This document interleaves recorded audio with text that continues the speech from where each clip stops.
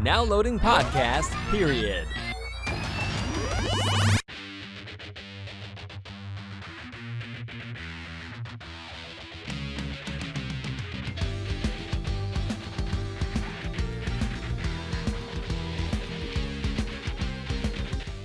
Hello, everybody, and welcome to Podcast Period.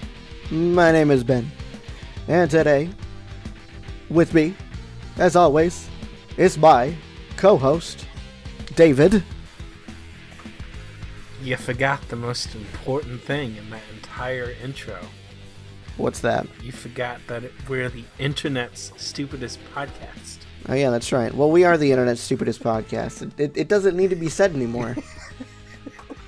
It's just an inevitable thing. Okay. That's just how it goes. Are we Thanos now? Are we just inevitable? I am inevitable. That's not even how he talks. It doesn't matter, though. And I am Iron Man. You're part of the show. You are Thanos. You can't be Iron Man and Thanos. Yes, you can. No, you can't. You have to have the yin and the yang. You are on one side or the other. You can't be both. You're Thanos. I'm Iron Man. You are part of the show. You are the co-host. Darn you. Anyway, as always, the story goes here. Inevitably, we're going to start out with some news topics that we have cherry-picked from the nether regions of the internet. Sometimes literally.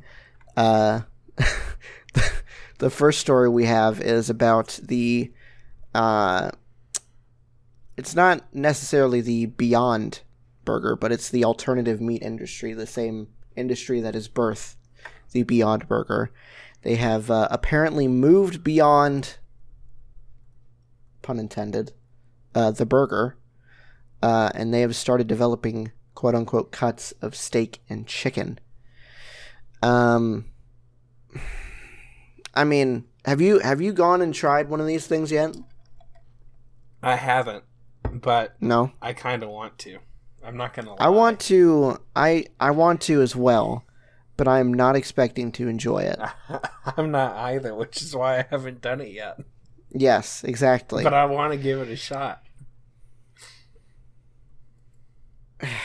I'm not sure how I feel about this. On one hand, this is probably more sustainable than farming, all of these animals, cows and chickens and whatnot. Does it mean that I want to eat that?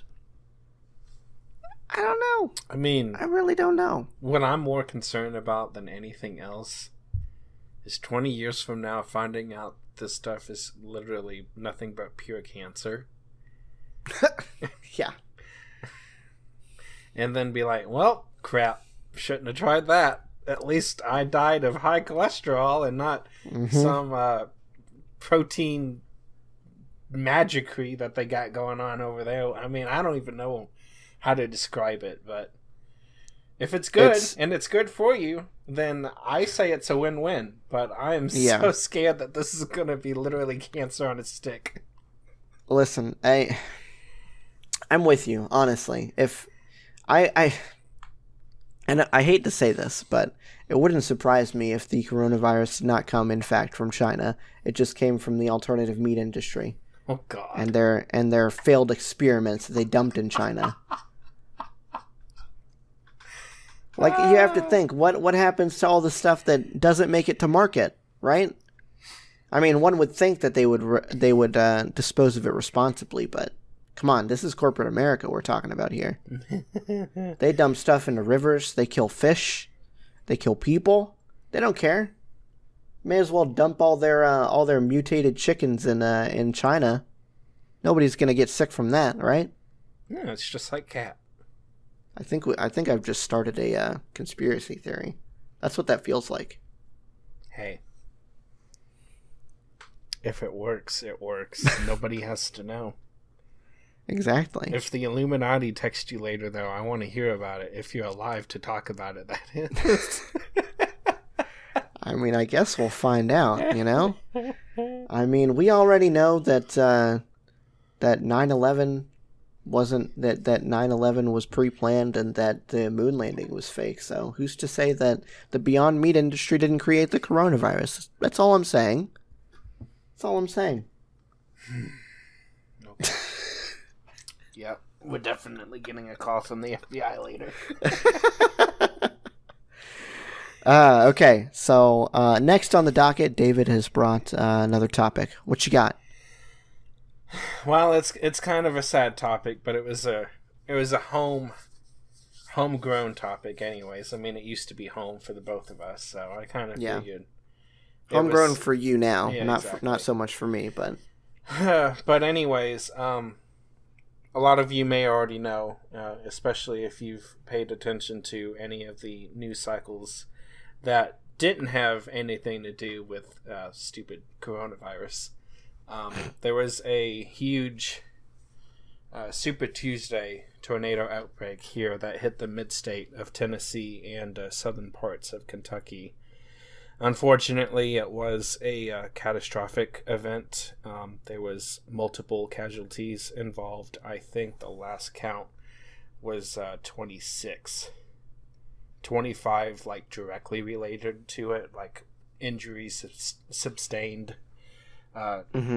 within the actual storms themselves, and I think one medical related issue that wasn't because of the storm necessarily, but it was involved with it.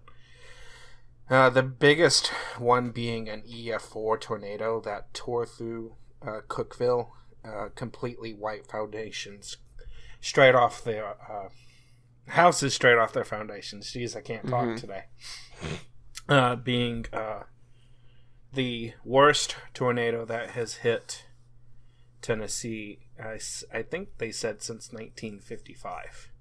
Wow. That string of tornadoes. That one was the strongest one of them, but the one that hit downtown Nashville, Mount Juliet in Lebanon, that was like 64 something miles that it was on the ground. That was the longest track tornado they've ever had since the 50s. It then dropped again later on, and that's when it hit Cookeville. That just happened to be the strongest part of the storm. It wasn't the longest part that it was on the ground, because it hopped and jumped like 5 or 6 times in that one supercell, but it was pretty good. Unfortunately, Nashville did get a direct hit from it. It was at least an EF2 through parts of the western part of town. John C. Toon Airport took a direct hit from that. There was over $98 million in damages just at John C. Toon. And that wasn't even the strongest part of the storm. It got a little stronger as it went through parts of East Nashville and stuff. So they got hit pretty good again.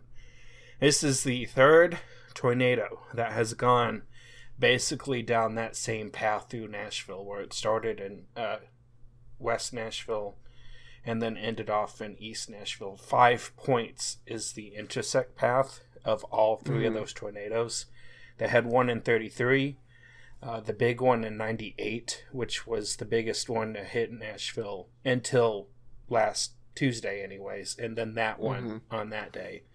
All went through the exact same spot in 5 points, so wow, kind of weird. A little bit. Yeah. A little bit. Yeah, so lots of damages.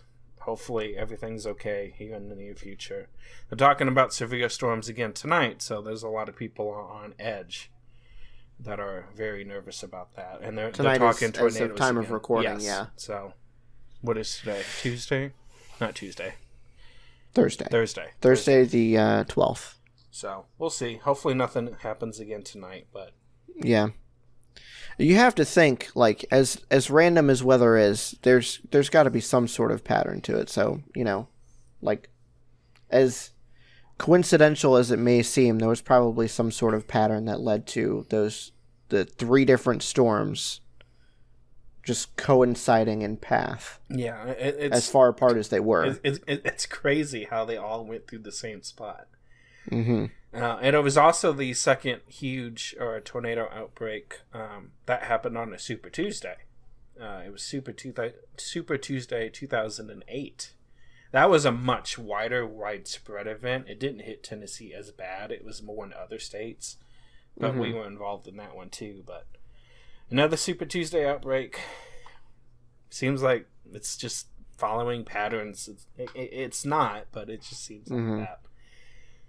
But that's it. Hopefully no more happens. But yeah, hopefully. We'll see. 'Tis the season. Okay. So next we have what looks to be Lego and Nintendo coming together to bring about a.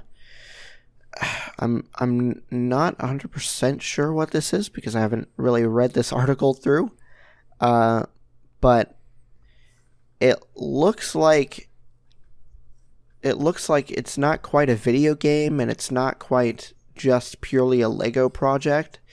It seems like it's something to do with like AR, not alternate reality, augmented reality. But it is like Super Mario themed Legos, so it's going to be like regular Lego blocks that you can play with too.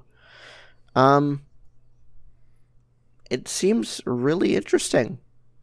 They haven't released any specific details as far as it goes yet. But there's going to be more characters than just Mario, obviously. You've got the Goombas, you've got all the other characters that they've shown in these screenshots. It seems interesting. It seems interesting, but they haven't really released exactly what it's supposed to be yet, other than some sort of augmented reality Lego Mario thing. It looks really cool. Like it does. Clearly not something for adults or older kids, but like 7-8-year-olds. This looks like this is going to be like the bomb. Yeah. Like that just looks like, amazing. This is like 8 to 12-year-old, or maybe not 12, like 8 to 10-year-olds. Yeah. This would be like the perfect thing for. I like it. Looks cool. We'll have to see how they implement it as far as the rest of the technology, because you're right. That doesn't look like they've done very much explanation on that as to how it's supposed to work. They just did a fancy little computer screen in the middle of a little Mario Lego block looking thing that has music and stuff going on and just smashing different blocks as you go down the path. It's like, okay, that looks cool. Yeah. But it doesn't explain how that works at all, so good job there. Okay. What did you find? I found the world's smallest dinosaur. Well, you didn't find it literally, but you found an article about it. So, apparently, scientists discovered a new species of dinosaur that was found in approximately 100 million year old amber. So they found the Jurassic Park. Here we go. Exactly, exactly. So it was a bird-like skull that was found inside of this piece of amber of a tiny new species. In a northern site of Myanmar. So there's some new evidence of small, I would say hummingbird type creatures. I mean, hummingbirds are really small. If the skull fits in a piece of amber, it doesn't say exactly how big the piece of amber was, but I'm imagining, just like you said, Jurassic Park sized amber. If there's a tiny skull in there, then that's one small species. Yeah. So that was cool. The rendering that they've got in this video, well, the thumbnail of the video that's in the article, looks, I don't know, it looks like a terrifying hummingbird. That's exactly what it looks like. It's got like beady little red eyes and teeth coming out of the beak and claws and ugh. No, thank you. Not something I'd want running around here. So if anybody gets any ideas to start a whole park around these things, then you can not expect any money from me. No, absolutely not. So it was just over 15. Okay, so they did say 15 millimeters in length. Mm-hmm. Which is like 1.5 centimeters, which is like what, like a half an inch or something like that? Something. It's very tiny. Very, very tiny. Ridiculous. Okay. So, speaking of the coronavirus and the Beyond Meat industry, E3 2020 has officially been canceled. Well, I guess Sony had it right all along. Mm-hmm. Because they wasn't going to this thing. It's almost like they knew. You're right. It is a conspiracy. And everybody's See, I told on you. Uh-huh. Sony knew about it, and now E3 is canceled. That just proves it. Well, there goes the Xbox show this year. Oh, I'm sure they're going to figure out some way to do a live stream or whatever, Oh, you know? I'm sure. It's probably going to be like the Minecon was last year, where it was just live streamed. Probably. Now, I want to know if they're not seriously overreacting to this, because E3 isn't until June. Yeah. Are we really considering canceling things in June that are a good 3+ months away from now? Is this what we've come to? I don't know. They might just be thinking about having to put everything together this far in advance, because I'm sure a show like this takes Oh, yes, I'm sure. probably the entire year of planning. So it's hard to say whether it's because they're overreacting to the virus or just because they've been or maybe because they've been affected by the virus enough to not be able to make plans in time. Yeah. Not necessarily saying that all of their employees have the coronavirus or whatever, but it's entirely possible for, a quarantine to be going on in like a school or whatever, and like all of these parents have to stay home and take care of their kids, because what else are they going to do? They can't hire a babysitter or whatever.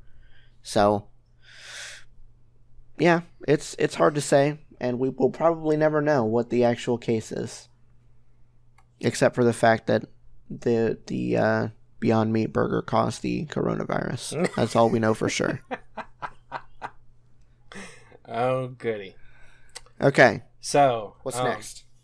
In an article directly refuting everybody else's reaction to the coronavirus, SpaceX is not, I repeat, not slowing down amid coronavirus concerns as Starlink constellation grows again. Now, for those who don't know what Starlink is supposed to be, it's Elon Musk huge satellite internet program that they want to launch like 1,200 of these stupid satellites up into low Earth orbit to get high-speed broadband to everybody with low latency across the country and across the world, regardless of where you live. So maybe there'll be 10 megabit download speeds for everybody. Woohoo! Maybe 30. Maybe satellites can do 30. I don't know. I don't think we said really anything about specs or anything about it, but I mean, you have to assume, right? They're saying here that they plan to have 1,500 in space by the end of the year, and eventually, if things go to plan, they're going to have 42,000 satellites. So it's entirely possible that these satellites you could be getting a signal from more than one satellite at once. Yeah, I could see that too.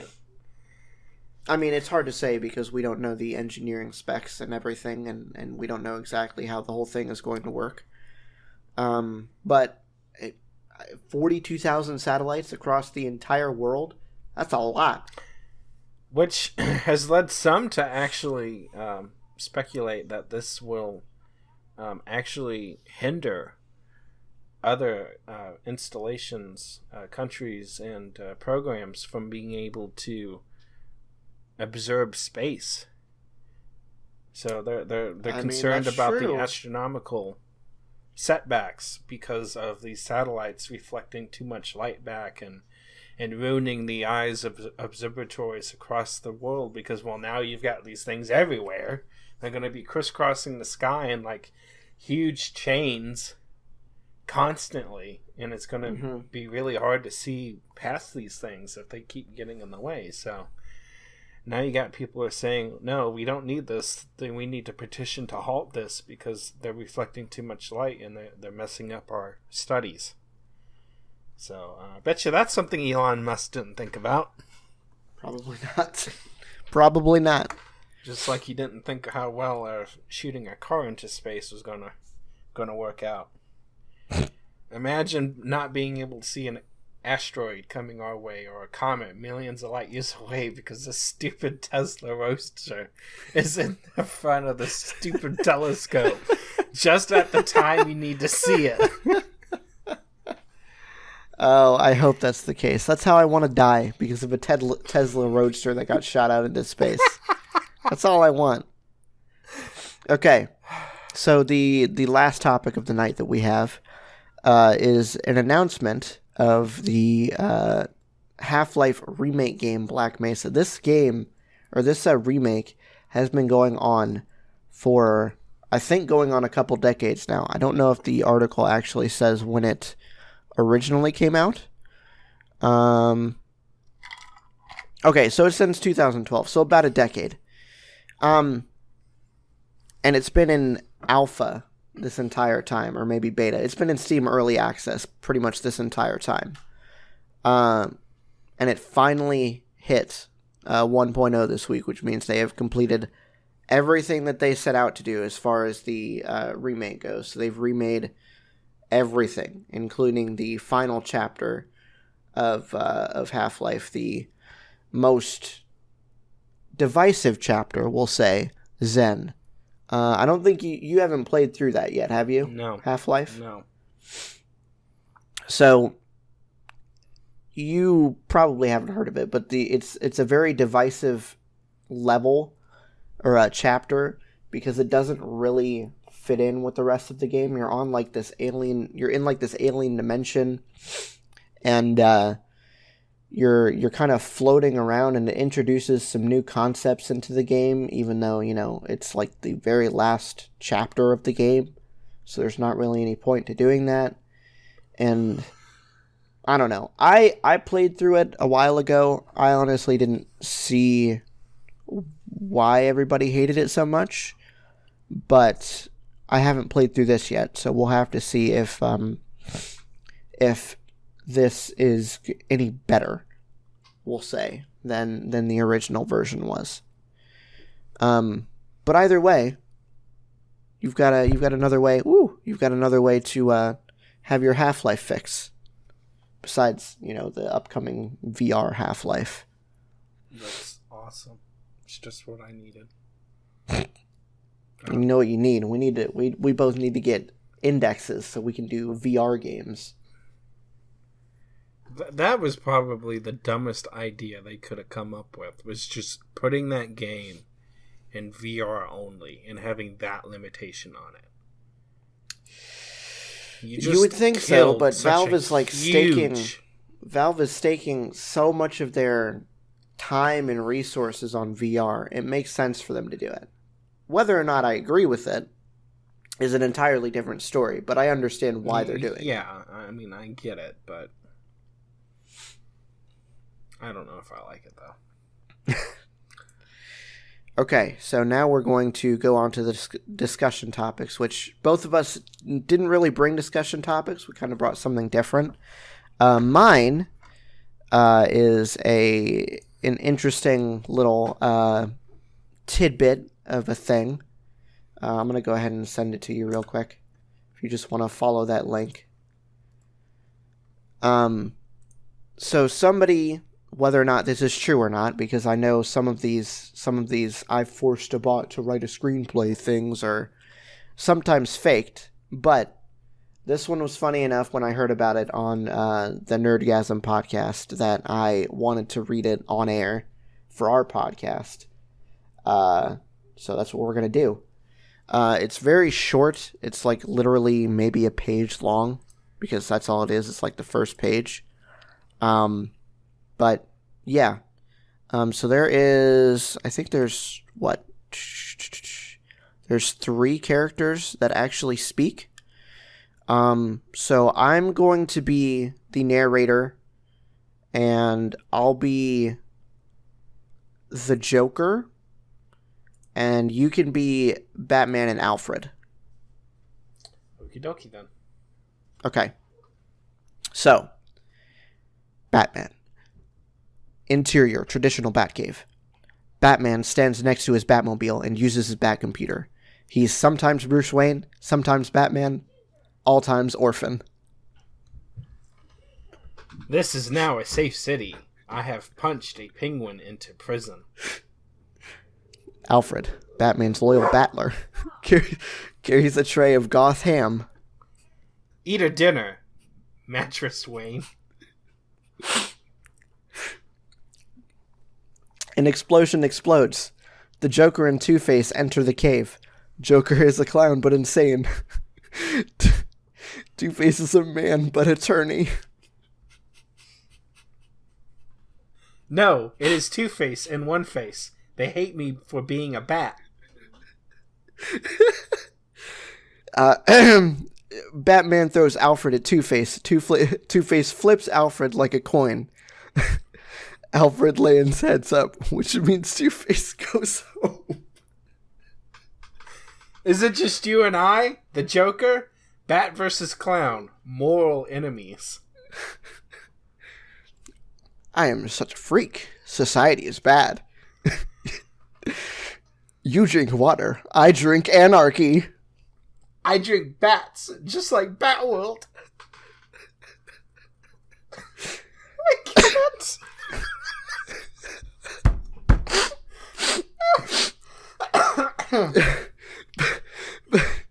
Jeez.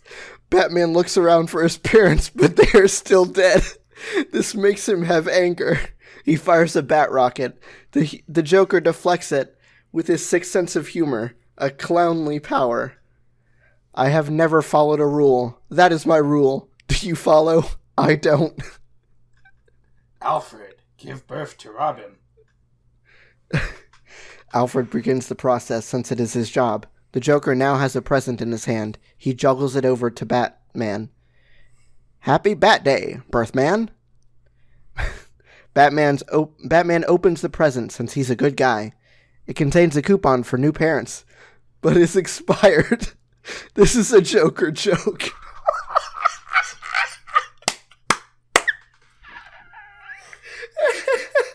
This is hilarious. I love it. I told you. You didn't believe me, but I told you. I heard about the very last line about the coupon for new parents, but it being expired, and I knew we had to do this. Oh my gosh. I'm crying right now. Oh my gosh. You drink water, I drink anarchy. Oh my god. That's so stupid. Okay. Whew. What did you bring? What do you have? Oh, jeez. Not quite sure how you're going to follow that up, but... we're going to go back to some seriousness now. Or at least a little bit of it. If I can ever stop laughing, that is. Let's talk about some important events from this day in history. So, first up on the list, 1933, Roosevelt first fireside chat. I feel like not enough people talk about these anymore. People don't talk about history enough. I haven't heard about the fireside chat since like high school. Yeah, exactly. But this would like play so well into what's going on today. Mm-hmm. In some people's minds, anyways. Other people could care less, or they think everything's just fine. It doesn't matter what side you're on. You could use somebody who has an inspirational speech, trying to make everything positive and things like that, instead of the the constant mudslinging that we have nowadays. So, that was cool. I like that. 1894. U.S. Coca-Cola. Coca-Cola begins selling its first bottles in 1894, Vicksburg, Mississippi. Coca-Cola, the worst of the sodas. That and Pepsi. I don't know why people like Pepsi or Coca-Cola, because they are literally like the most like tasteless sodas out there. They taste exactly the same. In that they have no taste. They're just fizz. If you gave me a Coke and a Pepsi back to back, first of all, I couldn't drink it. But second of all, I wouldn't be able to tell you which one's which. It's all just stupid. And now we're going to get shot by other people for saying that. Oh, I'm sure. But you know what? Dr. Pepper is better. And you know what's even better than Dr. Pepper? Cheerwine. Cheerwine is way better I've than never anything. had Cheerwine. Cheerwine is delicious. I need to get some of that. It's the best soda ever. If I can find some around here, well, I'll have to get it for when you're coming down. 1912, USA Girl Scouts of America are founded. 1924, USA Tire Preservation. Now that one seems like it's a very important thing, considering why would you want to set rubber ablaze with big billowing clouds of black smoke? But apparently that was the thing, because it wasn't until 1924 where tips were printed in a local newspaper regarding the preservation of tires, the importance of rotating car tires or other vehicle tires, and I don't know why, but I always just assumed that this was a thing. I thought like so that too. They just developed it when they were creating the car, but it makes sense that it wouldn't have been. 1945, poor Anne Frank dies because of a typhus epidemic in the concentration camps. 47, you got your Truman Doctrine. 1959, USA approves the admittance of Hawaii as the 50th state. Which is probably the most contentious admission of a U.S. state besides, like, Texas. I'm surprised people haven't gotten Puerto Rico on there yet. Not Puerto Rico. Oh, God. Forget I said that. You know what I meant. Puerto Rico is not a U.S. territory, guys. Not a state. It is a territory. No, it's not anymore. Oh, it's not? No, it is. I'm just kidding. I don't think they want to be a state, to be honest. No, I very much doubt they do. I think that's about it. That's all the important things, anyways. Yeah, pretty much. Unless you want to talk about John Wayne Gacy being sentenced. That's it. Alright, back to the seriousness. Well, it's not really serious anymore. We're just going to watch some trailers. Woohoo! So now we're in the final part of the show.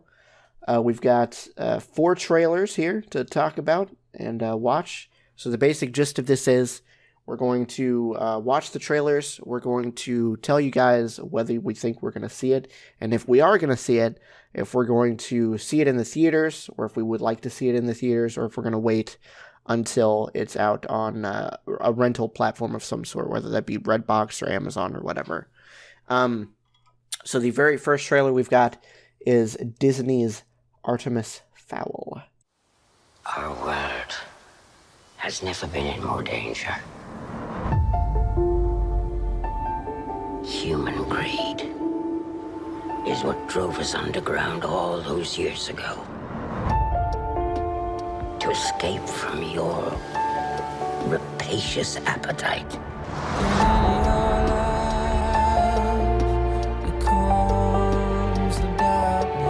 I warn you, boy.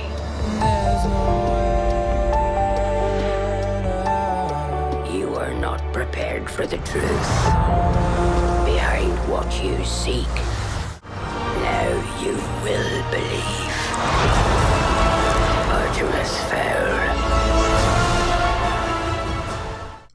lost. I have no idea what this is.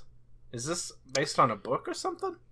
Yes, it's based on a series of books. Okay. I think I've only read like the first couple, but the books were actually really, really good. They're definitely more of like a young adult thing, so you kind of missed the boat on them. But I am interested to see where this movie goes because, like I said, I have history with these books. I've read them before. So I'm interested to see what they do with this. Hard to say whether I would want to see it in theaters or not. This is probably one that I'm just going to wait on for a rental just because, it's interesting, but it's also not something that I'd necessarily want to waste $8 on if it were a bad movie, so I'll probably wait on it. Seeing as I have no idea what this is and I have no loyalties to it whatsoever, I'm definitely not going to see it in movies. But, in theater, I should say. It does look interesting enough that if it was on, it will be on Disney Plus eventually. So I might watch it. Yeah. Not paying for it though. Yeah, I don't blame you. Okay, so next we have Connected from Sony Pictures Entertainment. Dang it, Katie! Hey kids, there's supposed to be some great hikes around here. Just a sec, Dad. We hear a pal about to drop our biggest invention yet. Meet the Helper Bot. We promise you they will never, ever turn evil. Mom, what is that? Greetings, humans. Technology rising up. Sayonara. Robots roaming the streets. What is this strange creature? Dog, pig, loaf of bread. The Mitchells have always been weird. No time to wash your hands. Don't worry, I never do. That's what makes us great. That's my girl! And we just might be weird enough to save the world. All right, hands in. Oh! No, he licked my tongue! Okay.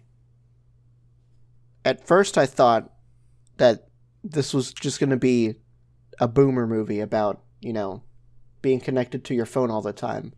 But then the evil robot showed up, and I'm in. We promise they'll never turn evil. As soon as he said that, I was like, oh, well, there's the gist of the movie right there. I was like, wait, we promise they'll never turn evil. And then they turned to each other and nodded. I'm like, all right. Yep. Guess this is taking a sharp left turn. Jeez. No, this looks really interesting. Again, probably not one I'm going to go see in theaters. No. But once I see it out on like Amazon or whatever, I'm renting it hard. Yeah.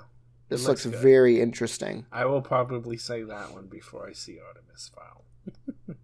Yeah, I considering you've never read the books, I cannot blame you. Okay, so next we have Disney's Jungle Cruise. So what are you doing out here? There is a legend in the jungles of the Amazon of a tree that heals all. It could change the world, but if it gets into the wrong hands, it could awaken a great evil. I believe that the legend is real. Which it's not. And I'm going to find it. Which you won't. And when I do, just imagine the lives that could be saved. I've been looking for this tree longer than anybody. I've tracked the legend to every village, every island. Nothing. You're searching for something that can't be found. But you've never had the key. I don't know what it is these days, but it's almost like I'm beginning to see the CGI more and more. Like, I was going to mention that. I was going to be like, yeah, I know this is a trailer, and the effects aren't final, but good God, some of those faces go so deep into the uncanny valley, it is not even funny. And then I noticed it when they were doing the vine swing at the very end, that there were body doubles in one of the shots, like CGI body doubles. It was very noticeable. well, okay, I'm glad it's not just me. No, it was... It was sketchy. It was some sketchy CGI. Yeah. The face with the snake coming out of it wasn't bad, but as the trailer went on, you could definitely... it started to show its seams. Yeah. But as for the movie itself, is take a aside from the effects, because it could be just because it's a trailer. Yeah. Or, YouTube compression quality garbage, because good potentially. For them. See it in theaters, wait for it, not see it at all. This is going to be another wait for it, I think. This is probably going to be one of those things where I'm not going to seek it out whenever it comes out. But whenever it drops on Disney Plus, I'll probably give it like a couple months and then watch it, Gotcha. Just one of those things on a night where I don't really have anything else to watch. Sounds good. Yeah. That's about where I put it. Okay, so the final trailer we have for this episode is Ghostbusters Afterlife. What are you doing here in Somerville anyway? Honestly, my mom won't say it, but we're completely broke. And the only thing that's left in our name is this creepy old farmhouse our grandfather left us in the middle of nowhere. Why'd you bring me up here? Entertainment value? What is that? I don't know.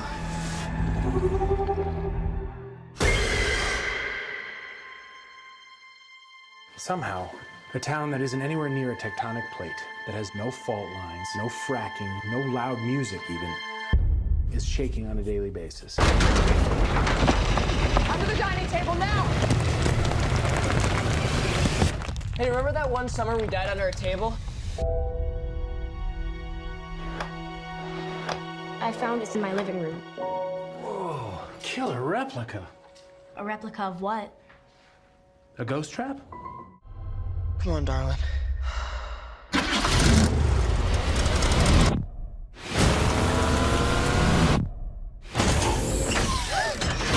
It has a gunner seat?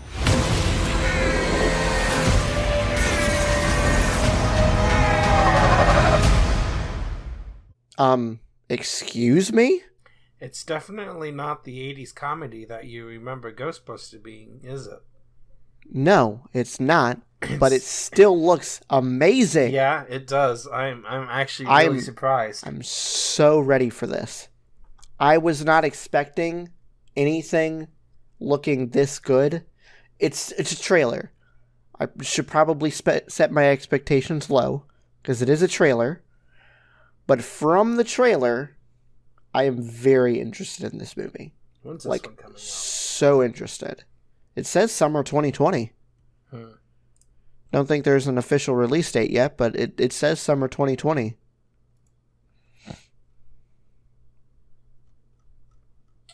Well, depending on when, that one might actually have to be a go-see. Mm-hmm. In the actual theaters itself. That one may definitely have to be a go-see in the theaters. Yes. Yes, this looks really good. I want to know the backstory to this. I don't know. I don't know who thought that we needed another Ghostbusters movie. Honestly, if we could have left it at the 2, I would have been okay with that. I still have not seen the 2016 one. I haven't either. And I probably never will, because I think it was extremely unnecessary. And this is probably unnecessary too, but at least this looks interesting. It doesn't look like a retread with all the characters being female this time. It's like they just did it just because of that one reason. Yeah, that's which is a terrible reason to do. I don't have any problem with having an all-female cast. Don't get me wrong, guys. No. That's not what we're saying. But to do that just because that is the only reason to do it is a very stupid reason to do it. Mm-hmm. Not to say that the acting in the movie was not good. The movie could be fantastic. I just don't see it as a necessary movie because it there's no reason for it to exist. we're getting off topic. I'm excited to see this movie. I also heard that all of the original Ghostbusters would be making a return, with the exception of Harold Ramis, because, he's dead, which is the premise of this movie. But Bill Murray and Dan Aykroyd and Ernie Hudson are all going to be back. And what's her name? The secretary. I don't remember, but that'd be really cool. I'd like to see that a lot, actually. I wish we could have gotten Rick Moranis back, because apparently he's doing the new Honey, I Shrunk the Kids movie. He's at least being a part of that. Yes, I had just heard that a few weeks ago too, or last week sometime. But I think I heard something about him not being in this movie. So we'll have to see. They didn't actually say that that the cast was going to be returning at all. So it could just be a false rumor, but it could be. Who knows? We'll have to wait and see. It looks like a really interesting movie. And honestly, if the original cast wasn't in the movie at all, I think I'd be okay with that. Yeah, I mean, it'd be cool if they had a quick, like, 5 It would be appearance, an interesting bonus. Yeah, exactly. But again, is it necessary? I don't think so. Nah, I think this story could happen without the original ones coming back easily. I agree. All right, well, that is where we're going to leave this episode, guys. Thank you so much for listening. If you have any trailers you want us to see, drop them in the comments below or send us a message on Twitter. And yeah, we will see you guys next time. Bye. Bye, guys.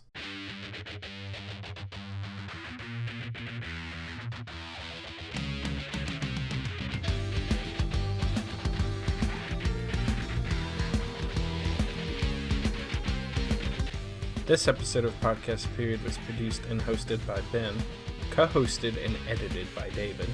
You can find Ben on Twitter at BenPlaysVidjas. That's Ben Plays VIDYAS.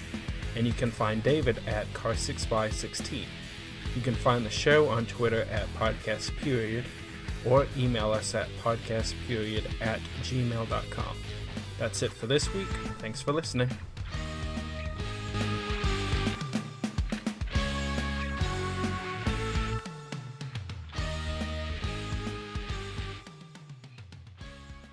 This was a Nerdgasm podcast production. Well, that was another in a long series of regrettable life choices. Served at nerdgasmpodcast.com.